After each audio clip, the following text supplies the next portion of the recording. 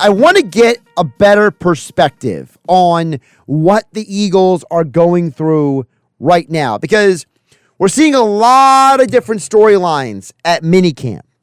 We're seeing a lot of different storylines with the Eagles in general. Even Brandon Graham said earlier today, hey, the biggest difference from last year this year is we got new coaches who are putting guys in better positions to be successful. Well, someone who knows what all of that really means, Dave Klemic played for the Kansas City Chiefs, Mainland Regional High School graduate, and of course he is the proprietor of Klemic Performance Method here in South Jersey, joining me right now on the Sports Bash on 97.3 ESPN. Dave, my friend, welcome in. How you doing today? What's up, brother? You get a double dose of me. Everyone's giving me a look right now for that. I know you're getting the full breath of me. For those who don't know, Dave and I work out every week, so I know you're going to kill me tonight with the workout. Well, I was just going to say, I was like, you guys at home, if you don't know, me and Josh get after it on Wednesday nights. That's our night. We work out like animals, and then you know the neatest thing, Josh, is how we work out when we do a football game. Like punts are worth like 10 squats. Interceptions are worth like 100 push-ups or whatever. We do this for the whole game till we're just laying on the ground dead. But me and Josh are productive together for sure. But yeah, let me answer you on some of those mini camp things. Yeah, so let's start with the initial big picture for a player. What is the difference, mini camp versus training camp? All right, so mini camp is normally like install. So you're understanding a playbook, right? And there's a ton of playbook where you're just learning schemes and learning how you do your motions and what calls you're using, letting the quarterbacks create timing with your receivers. That's the main thing of it. The linemen, they don't go that hard. They take it they go pretty easy. It's almost like time for 7-on-7s, and you'll see them more like in the weight room and eating a lot. And well, they install a lot too, but you know, they eat a lot during camp, but they do their work and everything. But you'll see this is where you create relationships and timing, and it's a huge deal because it has to be created, and it's a learned response. We talk about some sports science stuff. This timing and everything is a learned response. So the more repetition you get going at the speeds that you actually run routes at, the quarterback knows where to loft the ball, where you're supposed to be, when you're supposed to be there. So that's a huge thing. And Jalen is just Jalen and his receivers are trying to create that right now, that gel right now. All right, so you mentioned about the install. New coordinator, Kellen Moore. This is the third different coordinator, the third different play caller in Jalen Hurts' ear in the last 3 years, Dave. So what is happening at minicamp right now? What does that install involve? So you have different, all right, so your playbook, it starts off pretty small. And let's understand that you're going to add a chapter in and a chapter out. You're going to add chapters to this throughout the season. It's going to get really big. It's going to look like the Bible at the end of the season. But for now, they're just understanding how to run basic plays without any of the motion or anything like that, right? Let's get the calls right. Let's get everything. There's all these like numbers that you have to know, the routes that you use, and they're going to change them based on every coordinator. So for 3 years in a row, you're not using the same number system. You're not using the same letter system. And there's a lot of coding and faking because other people can read your lips. They do all kind of things if that other team isn't doing those things, I know the Patriots got a bad name for cheating on that stuff, but that happens with every single team. You're always trying to find trends in what they're doing and what other teams are doing. So you're trying to beat the trend and hide it somehow. And, hopefully, you not trade any of those receivers somewhere. They're going to tell the other teams that you're playing against what you're doing. So it changes like every year. So install is going to always happen, no matter what. Even from year to year, they're going to keep switching numbers and names of things so that no one picks up that trend that year. So lots of timing, lots of understanding of just language. People don't understand how really crazy a playbook is and how smart you really have to be. Like, you can't look at this thing and just go, I'll get this this week. Like, no, you're not. It's understanding, and not just understanding the playbook, but also understanding it in motion. If you're running a route or you're about to line up at the line of scrimmage and you'll see there's a blitzer from the linebackers blitzing, your route changes. It changes completely. And these things have to be done and installed over time. It takes a while. So you got to be trusted. So they have written testing. You're gonna see these guys go through written testing and make sure they know, every week that they got at least what was in this week's install, and then they go to the next one and the next one. They don't let it accumulate, and they literally will keep you after practice. And you have a tutor. Basically, every player has a quality control guy, right? So you almost have a personal coach, and if he sees you're doing something messed up, he's going to come over and tell you what to do and kind of how to fix you. And you're going to stay after practice until you get it as right as the veterans get it. So it's a fun time. But, not a lot of pressure right now because no cuts are being made. So you're just trying to learn how to be a better football player right now. And then it gets a little testy and you get a little scared during training camp, because training camp, they're making cuts. So then it gets then the pressure's on you. You know what I mean? For now, you're just out there really trying to have fun and become the best prepared football player you can be for training camp. Talking with former Kansas City Chiefs wide receiver Dave Klemic here on the Sports Bash. Josh Hennig filling in for Mike Gill on 97.3 ESPN.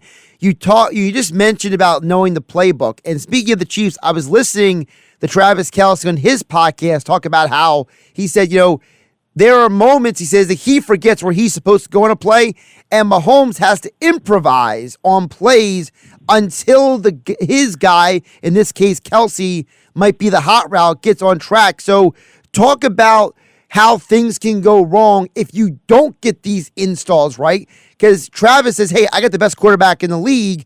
He can improvise. He can get me into position. Whereas if you don't have the timing right, if you don't have things right, and you don't have the best quarterback in the league, no offense to Jalen Hurts, he's not Patrick Mahomes. If his receivers are not hitting their points correctly, how problematic that is.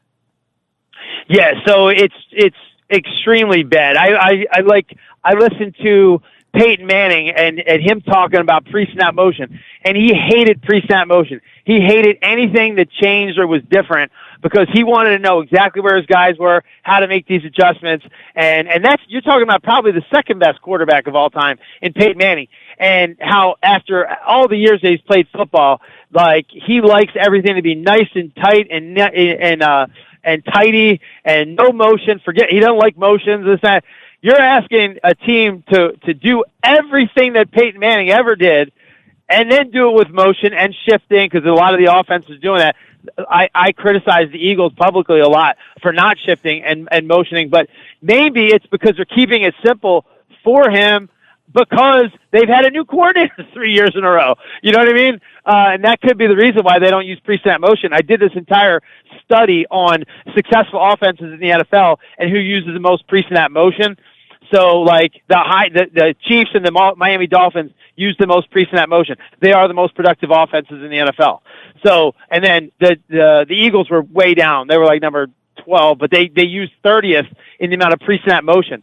And and those are the things that you need to work on now, so that when you do send a guy in motion and throw things all into a crazy frenzy, he's kind of prepared and he knows what to do, what the defense is going to do to react to those type of movements. It's crazy, man. It is.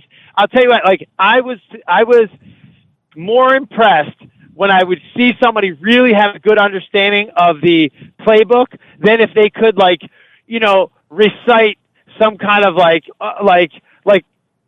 don't know, some kind of a whole play. It's insane because not only does it remember exactly the words or exactly the play, but also how to adjust. It's really nuts. So people, if you see them, you're like, football players are dummies. No, they're not. No, they're not. They are very smart, and it's really, they have to do it with all that pressure on them. I was so impressed. with people that got that playbook down pretty quickly. And I was not one of the guys that could get it very quickly. I had to stay after with Charlie Joyner and get a lot of help because I could not get it, or I could get it, but when we made the adjustments, it was really hard. So it's impressive, and to see people that can do it well. And a quarterback is the hardest spot on the field, and then to do it while you're changing coordinators every day, that's hard. That's really hard. So you have a hard job, and it makes it even 1,000 times harder. Amplify that by 1,000,000 times when you're in Philadelphia. Philadelphia, you give you about 1 year. If you do bad, you go to Super Bowl 1 year, they'll kick you out if you they'll kick you out and want you gone if you didn't make it there next year. We're brutal here. You just mentioned Charlie Joyner, Chargers legend, Charlie Joyner. Yeah, that was my receivers coach. The best receiver. He said he never dropped the ball, so I keep trying to look at film where that he dropped the ball somewhere. That's his claim. He never dropped the ball. Anybody can find that for me, please do, and I'll let him know that we found one. You might have to go back to his Oiler days maybe to find that footage. So. Yeah, we he played at Grambling, yep. where and he was one of those guys that his coach was the all-time winningest coach in football history.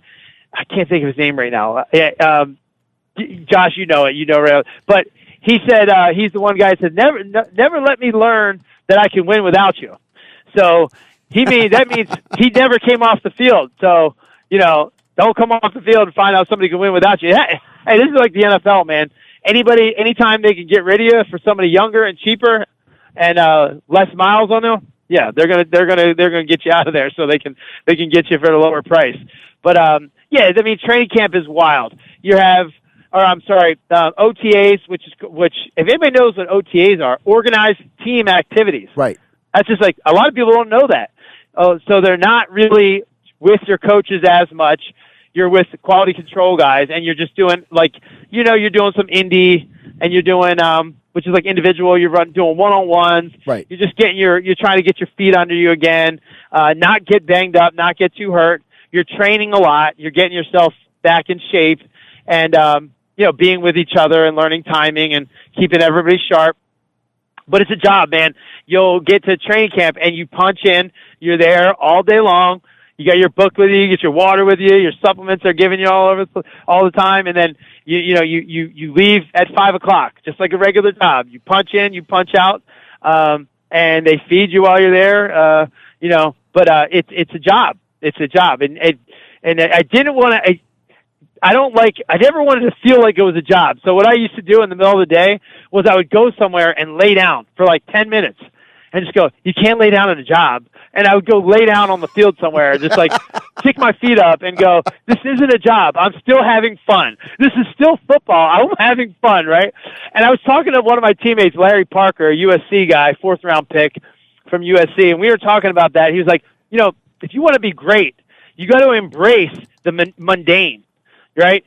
And the mundane is like where you're at OTAs, this is minicamp.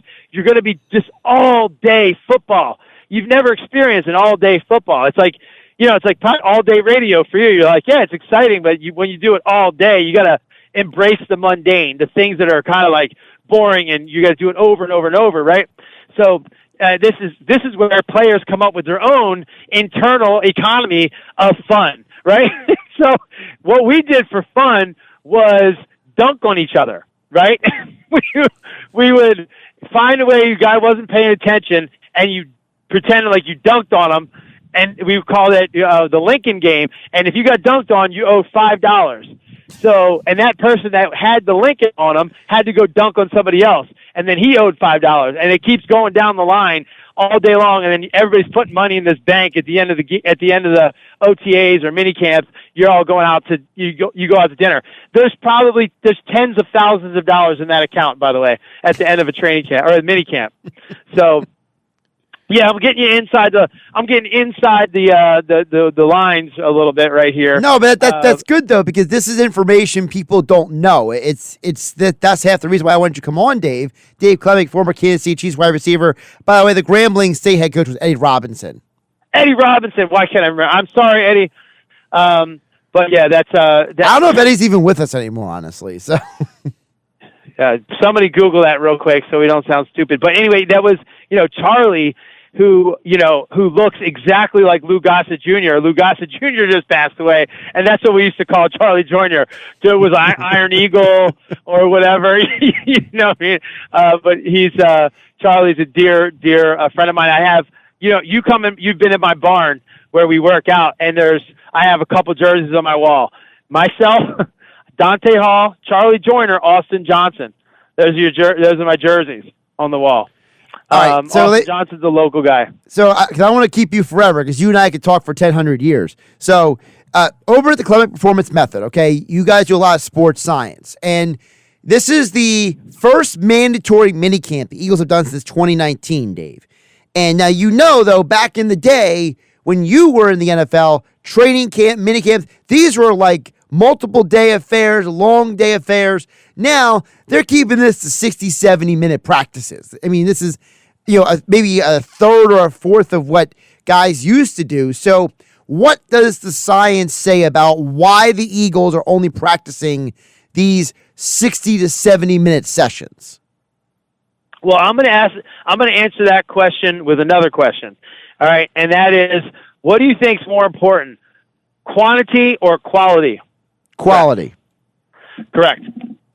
And they say, what they do is they really script out the practice so that you get a ton of high quality repetition. In the past, remember there's what we call junk volume in the NFL.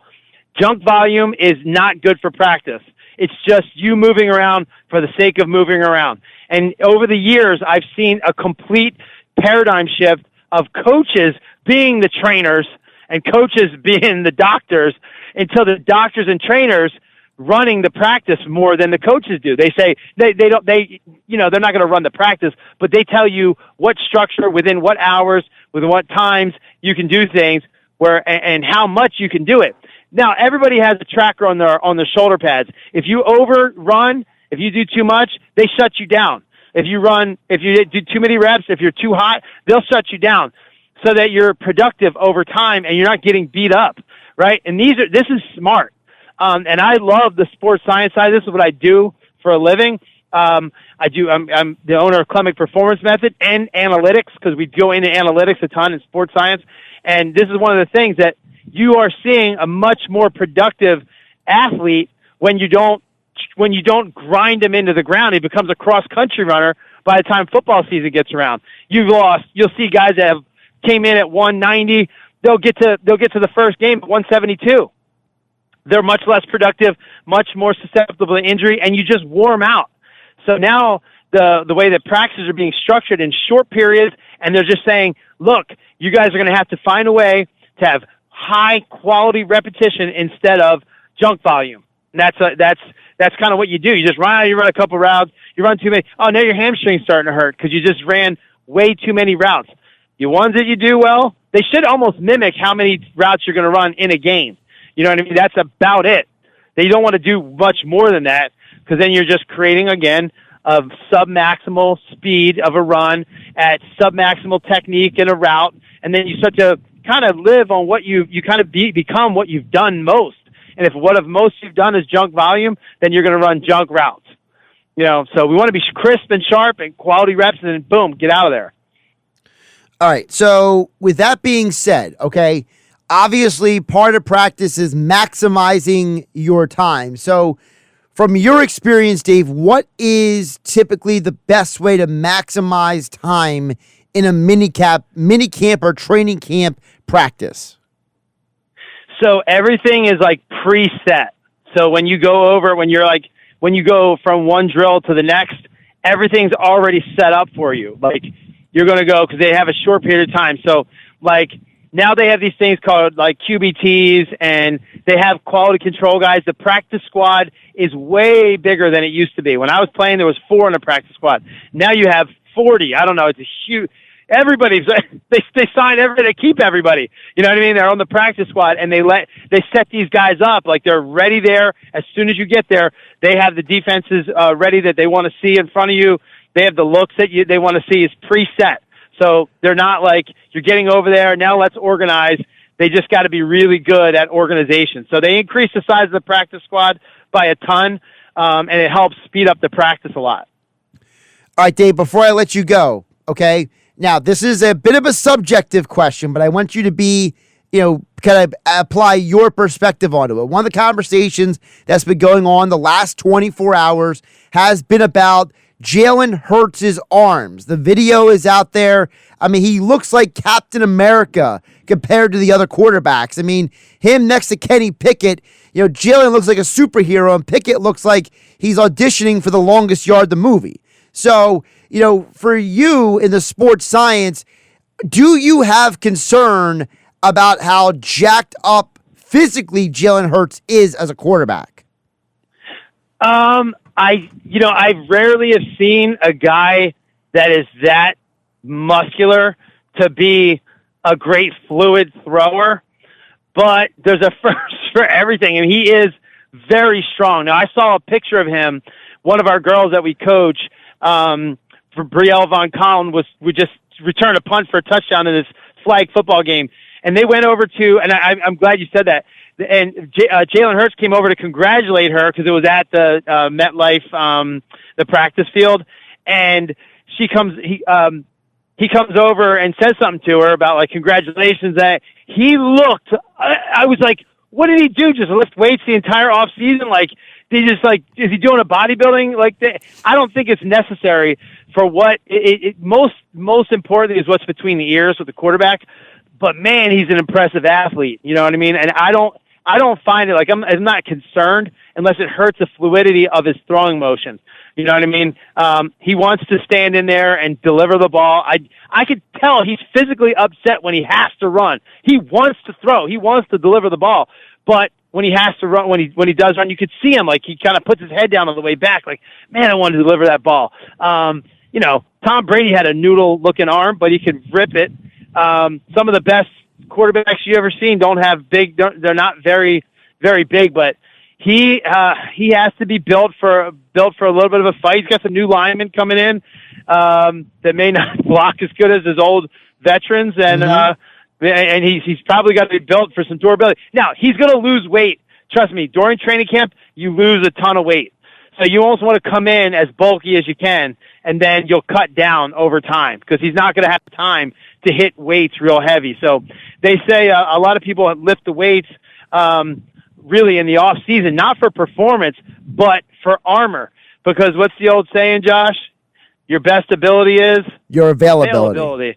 So if you are in the tub, you can't make the club. And if you're hurt all the time because you're getting banged up, the weight room, we do use that for durability. And he will lose a lot of that weight during training camp. So I wouldn't be too worried about him being a bodybuilder. He's Dave Klemic. Klemic Performance Method is the compound he's got down here where he trains athletes. Former Kansas City Chiefs wide receiver, Mainland Regional High School graduate. We'll throw that out there as well. Dave, before I let you go, tell folks a little more about Klemic Performance Method. Yeah, thanks for the plug, brother. So Klemic Performance Method is a place where we analyze gaits and analyze how athletic an athlete is by measuring their effective range. Basically, how fast you can run, how high you can jump, how much ground you can cover and displace yourself. And then once we get those numbers and those biomechanics, we can increase them by like 22, 24%. Real simply, if you come here, we're putting 2.5 miles per hour on you at max velocity. You're putting 6 to 8 inches on your vertical leap. And where you reach top speed, like let's say you reach 20 miles per hour, but it takes you 38 yards to run to get there. We'll get you there in like about half of that. So you get to 20 miles per hour in like 16, 17 yards. That's how significant it is. So thanks for the plug. I'll selfishly take that. Well, I'll see you later tonight. I'm sure maybe. Tonight, homie. I mean, maybe you'll let me take one less rep off or something tonight. So. No, sir. I'm all jacked up on caffeine. I'm caffeinated, activated, ready to go. Dave Klemic. I'll talk to you later, brother. All right, bro. Bye-bye.